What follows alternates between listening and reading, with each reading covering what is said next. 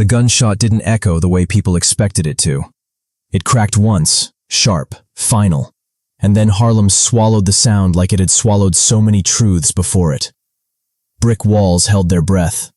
A street lamp flickered. Somewhere down Lenox Avenue, a saxophone kept playing, unaware that a line had just been crossed that could never be uncrossed. The man who fell had once stood under this same sky believing he was untouchable, and the man who pulled the trigger had once sworn he would never be the one to do it. Bumpy Johnson stood motionless in the half-light of the early morning, coat collar turned up against the cold, eyes fixed not on the body, but on the street beyond it, on Harlem itself. His hand was steady, but his jaw was locked tight, the way it only got when something sacred had been violated. For years, Harlem had known him as a protector.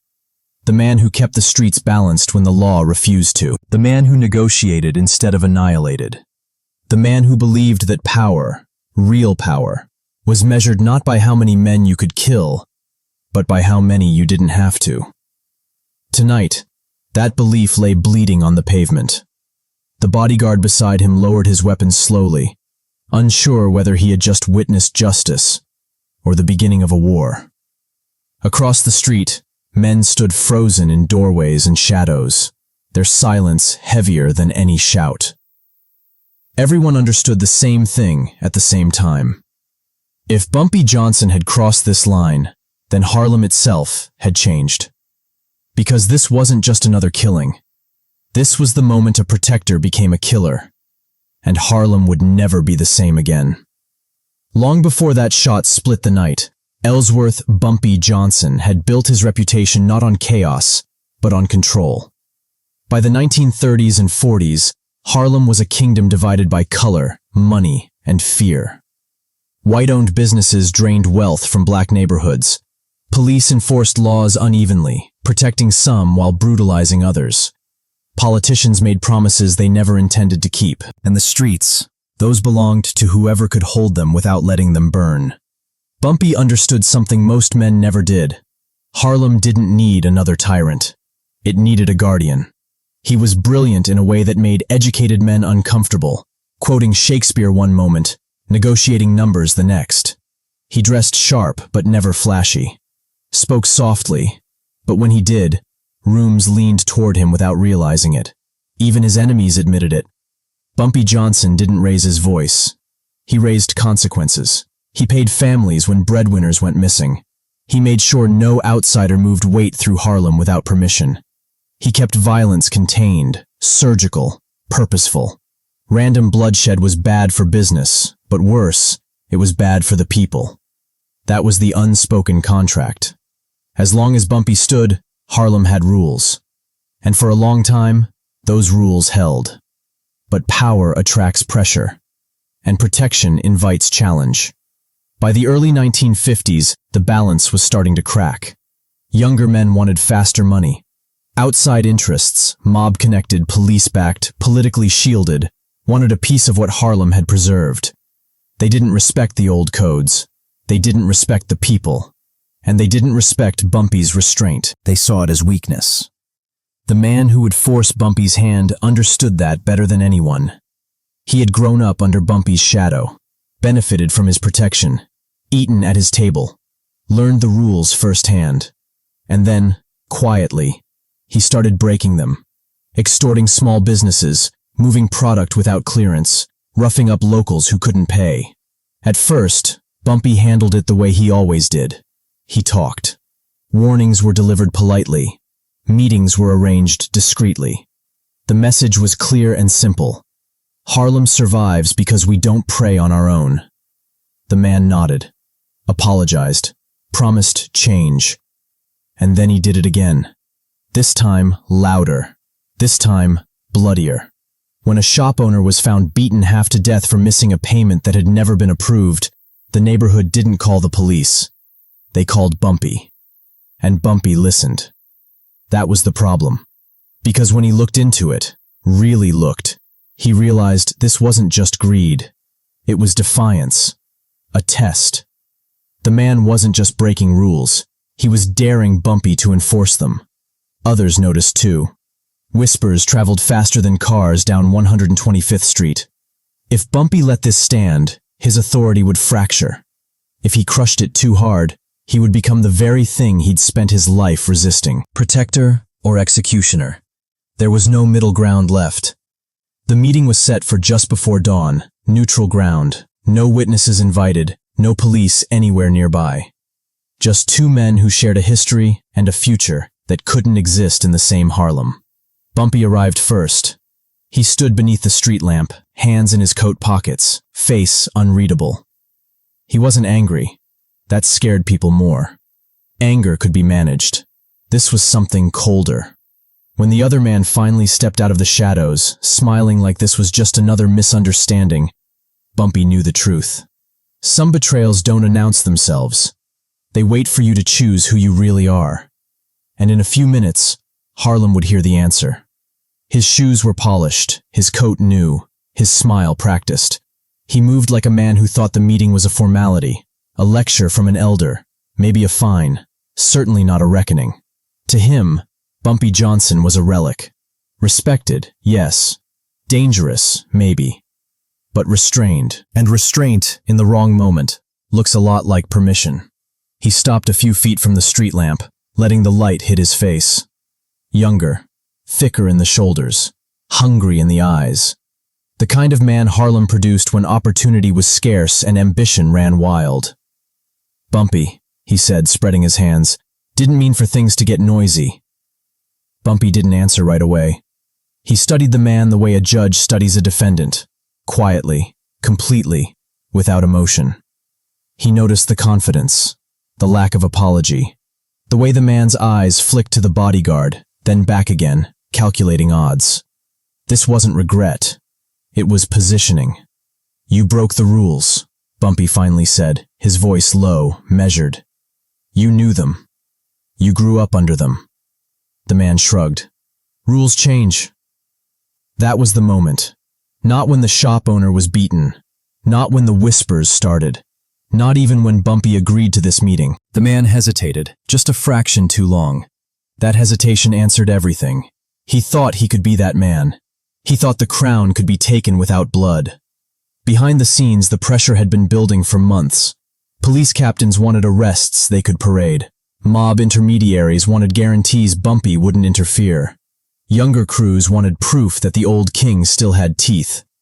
Everyone was watching this moment, even if they weren't present. If Bumpy backed down now, Harlem would know. And if he went too far, the city would come down on him like it had on so many before. This was the trap. The man leaned back, folding his arms. Let's be honest, he said. You don't want to do this. You built something here by keeping your hands clean, by being the man who stops things before they get ugly. Bumpy's eyes didn't blink. And you think I'm afraid to get my hands dirty? He asked. I think, the man said carefully, that you understand consequences. That almost made Bumpy smile, because consequences were exactly what this meeting was about. You ever wonder why Harlem stayed standing when other neighborhoods burned? Bumpy asked. Why mothers let their kids play outside? Why store owners slept at night? The man didn't answer. It wasn't because of fear, Bumpy continued. It was because someone was willing to protect them, even from men who looked just like us. The man scoffed. Protection is expensive. So is betrayal, Bumpy said. A truck rumbled in the distance, its headlights sweeping across the street for a brief second. For that moment, the scene looked almost ordinary. Two men talking before work hours began. Then the truck passed, and the street sank back into silence. You're asking me to disappear, the man said finally. I'm telling you to stop, Bumpy replied. Right now, walk away. Leave Harlem alone. And if I don't? Bumpy didn't answer immediately. He looked past the man, down the block where the sun would rise in an hour, where shopkeepers would open their doors, where kids would walk to school unaware of how close their world was to changing forever. When he spoke again, his voice carried a finality that even the man could hear. Then you force me to become something I've tried very hard not to be. The man laughed, a short, sharp sound. You won't do it, he said, Not over this. Not over me. That was the second mistake. The first was believing the rules had changed. The second was believing Bumpy Johnson didn't know exactly what this would cost him. Because the truth was, Bumpy wasn't afraid of consequences. He was afraid of what would happen to Harlem if he ignored them. And in the next few moments, restraint would collide with responsibility. And only one of them would survive. The silence stretched longer than either man expected. It wasn't the kind of silence that waited to be broken. It was the kind that demanded a decision. The air felt heavier now, like the street itself was leaning in, listening. Bumpy Johnson exhaled slowly. He had spent a lifetime preventing moments like this. "Last chance," he said. The words weren't loud. They didn't need to be. They landed with the weight of history behind them, years of protection, negotiation, restraint. An entire community balanced on those two syllables. The man tilted his head, studying Bumpy the way gamblers study dice just before the throw. Then he shook his head. "No," he said. "I don't think it is."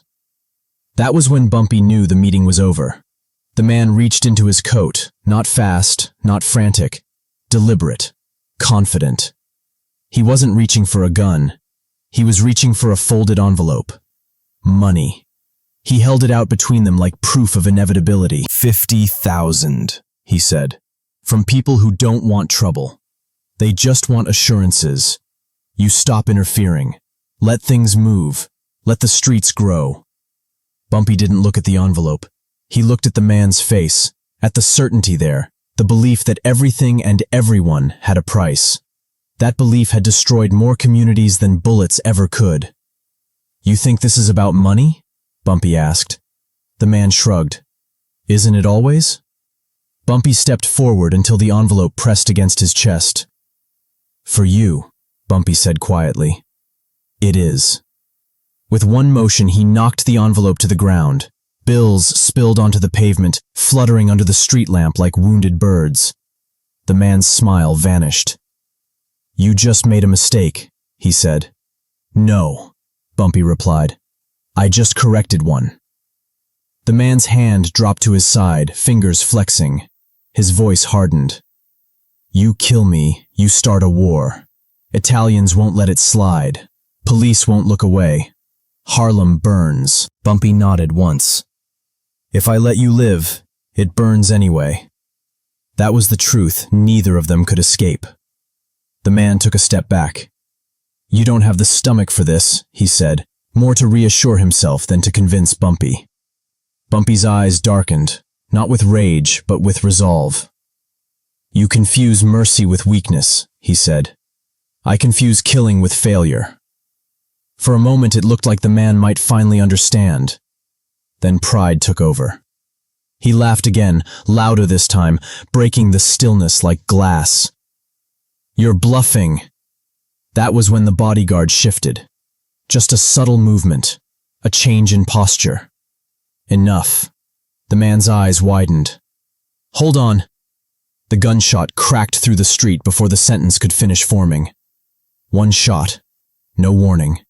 No second chance. The man's body jerked, surprise frozen on his face as he collapsed backward onto the pavement. The envelope lay open beside him, money scattered around his head like a cruel halo. Silence returned instantly, thicker now, heavier, irreversible. Bumpy stood there, unmoving. He didn't look down. He didn't look away. He closed his eyes for half a second. In that fraction of time, something inside him broke, and something else took its place. The bodyguard lowered the gun slowly, his breath shallow. He waited for instruction, for anger, for anything. Bumpy opened his eyes. "Call it in," he said calmly. "Let them know it's done." "Police?" the bodyguard asked. "No," Bumpy replied. "Let the streets talk first." Across Harlem, word traveled faster than sirens. By the time the sun crept over the rooftops, everyone knew. The protector had crossed the line, and he had done it without hesitation. The reaction was immediate and divided. Some men celebrated quietly, relieved that the rules had been enforced at last. Others felt a chill settle into their bones. If Bumpy Johnson could do this, then no one was beyond reach. Police precincts buzzed with tension. Detectives read reports twice, knowing exactly who had been involved but understanding the complexity of touching him. Informants went silent. Mob intermediaries requested meetings that were suddenly postponed. No one wanted to be first. In Harlem, shop owners swept their doorsteps with new care. Mothers pulled their children a little closer. Elders nodded knowingly, understanding the cost of what had been done. Bumpy didn't hide. He walked the streets that afternoon like he always had, head high, pace unhurried. He stopped to speak with store owners. He shook hands. He listened. No apologies. No explanations. His presence said enough. That night, he sat alone in his apartment, lights low, the city humming outside his window. He poured a drink he didn't touch. His reflections stared back at him from the glass, older now, heavier. He had done what needed to be done. That didn't mean it hadn't taken something from him. Because killing a man to save a community doesn't feel like victory. It feels like responsibility. And responsibility, once claimed, never lets go. Outside, Harlem slept under a fragile peace, one purchased at a price only Bumpy Johnson truly understood. And tomorrow, the consequences would begin.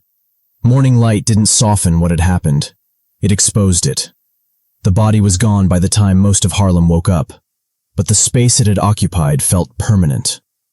People stepped around that patch of pavement as if it were still there, as if blood might rise again if disturbed. No chalk outline was needed. Memory did the work. By mid-morning, the police knew everything they needed to know, and nothing they could use. A detective with tired eyes stared at his notepad, tapping a pen against paper that would never be filled. Witnesses had vanished. Statements contradicted each other. Timelines blurred, closed ranks the way it always had when it believed something necessary had been done. The precinct captain understood the message immediately. This wasn't a crime they could solve without setting the neighborhood on fire. And no one in City Hall wanted that. Across the river, men in tailored suits argued behind closed doors. The killing disrupted arrangements that had taken months to negotiate. Roots were frozen. Promises were suddenly worthless. A name that hadn't been spoken in meetings for years returned to the center of every conversation. Bumpy Johnson. Some demanded retaliation. Others urged caution. Everyone agreed on one thing. Harlem was no longer open for experimentation. The message had been delivered cleanly. In the neighborhood itself, reaction came in quieter forms. A bakery owner reopened without fear of reprisal. A numbers runner returned money that had been taken unfairly. A shopkeeper who had planned to close his doors decided to stay. No speeches were made. Justice didn't announce itself. It simply rearranged the way people behaved. Bumpy spent the day moving through the community the way a man visits a funeral. Respectful, present, composed. People nodded to him, some with gratitude, some with unease. He accepted both. That evening he met with his inner circle. No celebrating, no congratulations. "We keep things tight," he told them. "No flexing, no stories. This wasn't a message for outsiders, it was for us." They understood. Power without discipline collapses into chaos, and chaos was what Bumpy had killed to prevent. Still, the weight pressed in. Late that night, Bumpy received a visitor, an old associate, a man who had survived long enough to know when history was turning. "You've changed the equation," the man said, sitting across from him. "No," Bumpy replied. "I reminded them what it was." The associate studied him. "You know they'll test you now. Everyone does after something like this." Bumpy nodded. "Let them. Because justice, once demonstrated, doesn't need to be repeated often." The retaliation everyone expected never came. That absence spoke louder than gunfire. Police presence eased back into its familiar patterns. Mob interests redirected their attention to easier neighborhoods. The younger crews, the ones who had been watching, waiting, adjusted their behavior. They learned quickly. You could do business in Harlem, but you could not exploit it. The killing didn't make Bumpy feared in the way reckless men are feared. It made him understood, and understanding lasts longer. Months passed, the streets settled, the rules held. People still whispered about that night, about the man who thought money could buy immunity, about the single shot, about the silence afterward. But the whispers carried a different tone now. Not excitement, respect. Bumpy never spoke about it publicly. He didn't need to. His silence became part of the legend. The story spread on its own, shaped by the people it had protected. Protector, enforcer. Both true, neither complete. Because legends aren't made by choosing one role over another. They're made by bearing the cost of both. Time has a way of clarifying what emotion cannot. Years after that morning, when the city had changed its clothes and Harlem's storefronts carried new names, people still spoke about that moment as a turning point. Not loudly, not with exaggeration, but with certainty. Before that night, Harlem had been protected. After it, Harlem was respected. Bumpy Johnson's name moved differently through conversations now. It wasn't just mentioned, it was weighed. Politicians measured their words, police supervisors chose different tactics. Outside operators learned the cost of underestimating a man who understood both mercy and finality. The killing became a line in the sand. Historians would later debate it. Lawmen would condemn it. Rivals would quietly admit they understood it. But the people, the ones who lived there, worked there, raised families there, they remembered what life was like before and after. That was the only record that mattered. Bumpy never claimed credit. He continued the same routines, the same walks, the same measured conversations. But those who sat across from him noticed something new. A stillness. Not peace, clarity. He no longer explained himself. Men who came looking for opportunity left with instructions instead. Younger figures who once tested boundaries now asked permission. The rules didn't loosen, they sharpened. And because they were enforced only when necessary, they endured. Harlem thrived in its own way during those years. Not free, not untouched by struggle, but intact. Businesses stayed open. Violence stayed contained. Children grew up knowing which blocks were safe and why. That safety didn't come from the police. It came from an understanding everyone shared but rarely said out loud. Don't make him do it again. That understanding shaped a generation. Bumpy's legend didn't grow because of how many men he had killed.